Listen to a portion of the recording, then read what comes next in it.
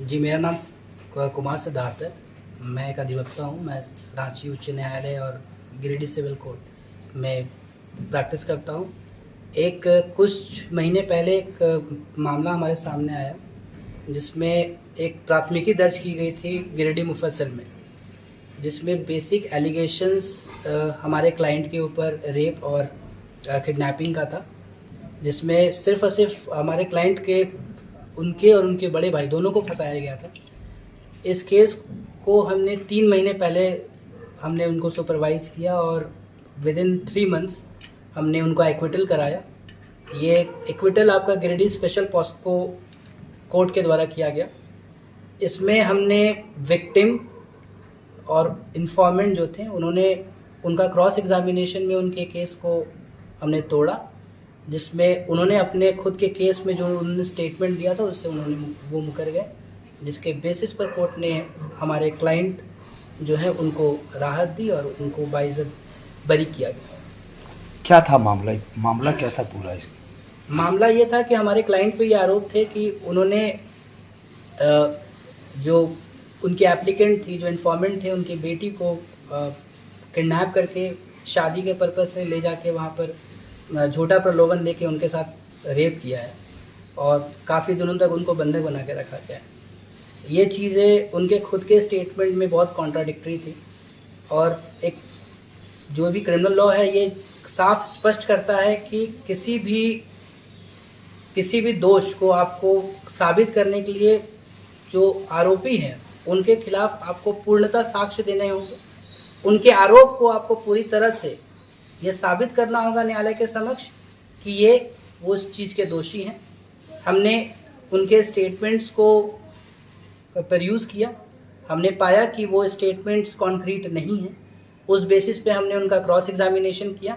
उस cross examination में उन्होंने अपने केस को ही सपोर्ट नहीं किया, जिस बेसिस पे हमने वहाँ पे अपने आर्ग्यूमेंट्स जज साहब के सामने रखे। जज साहब ने उस चीज़ को देखा। हमने कुछ चीज़ें उन्हें क्रॉस में उनके द्वारा लगाए गए आरोप जो कि रेप और जो किडनैपिंग के थे उनको धराशायी किया और हमारे क्लाइंट को हमने एक डेडलाइन दी थी कि हम 31 जुलाई को हम अपने क्लाइंट को जेल से छुड़ाएंगे, बट उसके एक दिन पहले ही 30 को ही हमने उनको रिहा करा दिया।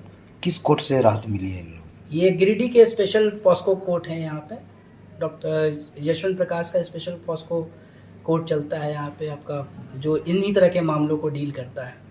क्योंकि ये नाबालिग के साथ दुष्कर्म का मामला है, तो इसमें न्यायालय काफ़ी सख्त मोड़ पे एक फास्ट ट्रैक कोर्ट का गठन किया है, जिसमें ये पर्पस ये है कि उस चीज़ को उनको न्याय मिले जो एक्चुअल में इस चीज़ के विक्टिम्स हैं। बट आज के टाइम में ये चीज़ें हो रही हैं कि जो विक्टिम्स हैं बेसिकली वो या तो आवाज़ नहीं उठा रही हैं और ये फॉल्स केसेस का एक जो सिलसिला है वो कंटिन्यूस चला जा रहा है। तो हमारे कानून में एक प्रावधान ये भी है कि 10 आरोपी छूट जाए बट एक बेगुनाह को सज़ा नहीं होनी चाहिए। तो इस चीज़ के ऊपर हमारा परसेप्शन भी था। हमने उस चीज़ को हमारे केस से भी हमने यही पाया कि हमारा क्लाइंट जो है वो दोषी नहीं है इस मामले में। हमने उसी दिशा में अपने कदम आगे बढ़ाए और न्यायालय ने हमारे चीज़ों को समर्थन करते हुए हमारे क्लाइंट को रिहा किया। कब का कहाँ का मामला है? ये प्राथमिकी गिरिडीह मुफस्सिल में दर्ज की गई थी और ये मामला है आपका आज से करीबन 7 माह पहले का, और ये केस हमारे पास 2 या 3 महीने पहले आया। इसमें कौन थे वाद और वादी? इसमें वादिनी माँ थी, उनकी जो वादिनी थी, जो इन्फॉर्मेंट थी, और विक्टिम जो थी वो एक नाबालिग थी जिनका नाम हम नहीं ले सकते। तो हम लोग के चैनल के माध्यम से एक ही चीज़ मैं कह सकता हूँ कि देखिए, अगर आप न्याय के लिए लड़ रहे हैं तो कोई भी चीज़ आपको तब तक नहीं रोक सकती जब तक कि आप खुद उस चीज़ को परस्यू नहीं करना चाहें। अगर आप जानते हैं कि आप निर्दोष हैं तो आप उसके लिए लड़ते रहें और आपकी अंततः जीत आप ही की होगी। इस चीज़ के लिए आप पूर्णतः विश्वास से आगे बढ़ें। ये बेसिकली ये जो प्राथमिकी थी ये मुफस्सिल थाना के अंतर्गत दर्ज की गई थी, जिसमें अभियुक्त छोटू साव और उनके बड़े भाई को प्राइमरी अभियुक्त बनाया गया था, जिसमें और इस चीज़ में था ये चीज़ मैं कहना चाहूँगा कि ये चीज़ें पॉसिबल नहीं होती अगर हमारी एक बड़ी बहन एक अमृता सिन्हा है जो हमारी को एसोसिएट है, उनका हमें समर्थन नहीं मिलता, क्योंकि दोनों हम लोगों ने मिलकर जी तोड़ मेहनत करके सिर्फ और सिर्फ हमारा योगदान नहीं था, उनके योगदान के बिना ये चीज़ कायम नहीं हो सकती थी। ये जो चीज़ें हुई हैं इसमें छोटू साहू को कोर्ट ने मेन जो एलिगेशंस मेनली थे वो छोटू साहू के ऊपर ही थे।